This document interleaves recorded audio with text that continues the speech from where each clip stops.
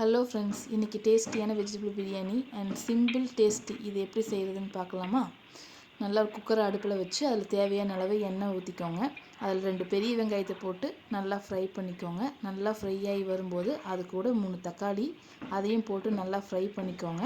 தக்காளியும் நல்லா ஃப்ரை ஆகி நல்லா வணங்கி எண்ணெய் பிரியணுங்க. இந்த ஸ்டேஜில் இஞ்சி பூண்டு பேஸ்ட்டு நாம் போட்டுக்கணும். இஞ்சி பூண்டு பேஸ்ட்டும் போட்டு அது நல்லா எண்ணெய் பிரிகிற அளவுக்கு நல்லா வணக்கி விட்டுக்கோங்க. நல்லா வணங்கி நல்லா எண்ணெய் பிரிஞ்சு வரும்போது இது கூட ஒரு கைப்பிடி அளவு புதினா நம்ம போட்டுக்கணுங்க. புதினாவையும் போட்டு அதையும் நல்லா வணக்கி விட்டுக்கோங்க. புதினா ப்ளஸ் மல்லித்தலையும் இது கூட ஆட் பண்ணியிருக்கேன். கொஞ்சமாக மல்லித்தலையும் ஆட் பண்ணியிருக்கிறேங்க. அதையும் சேர்த்து நல்லா வணக்கி விட்டுக்கோங்க.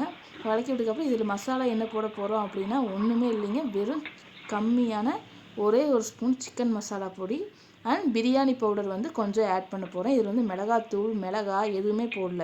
இது சில்ட்ரன்ஸ்க்கான லஞ்ச் பாக்ஸுங்க. லஞ்சில் இது கொடுத்து விட்டோம் அப்படின்னா சுத்தமாக காரம் இருக்காது. இது சம்மர் டைம் வேறு இல்லைங்களா, அதனால் காரம் கம்மியாக தான் நான் கொடுத்து விட்றேன். அண்ட் இதுக்கு சைடிஷ் தயிர் பச்சடியும் நான் கொடுத்து விட்றேங்க. கொஞ்சம் சிக்கன் மசாலாவும் இது கூட கொஞ்சம் பிரியாணி மசாலாவும் போட்டு நல்லா வணக்கி விட்டுக்கோங்க. வணக்கி விடும்போது நல்லா எண்ணெய் நல்லபடியாக பிரிஞ்சு வரணும். பிரிஞ்சு வந்துச்சுன்னா தான் டேஸ்ட்டு நல்லா இருக்குங்க. மதியம் இன்னுமே டேஸ்ட்டாக நல்லா சூப்பராக இருக்கும். நீங்கள் ட்ரை பண்ணி பாருங்கள். நல்லா வணக்கி விட்டதுக்கப்புறம் இது கூட வெஜிடபிள்ஸ் நம்ம என்ன ஆட் பண்ணணும்னா பட்டாணி, கேரட், பீன்ஸ் இதை ஆட் பண்ணிக்கிறோம்.